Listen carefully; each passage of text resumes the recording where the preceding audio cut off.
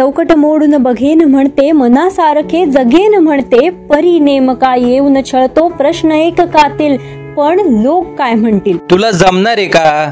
तुझ्याशी लग्न कोण करणार? आमचं नाक कापणार आहेस का? तुझं संरक्षण कोण करणार?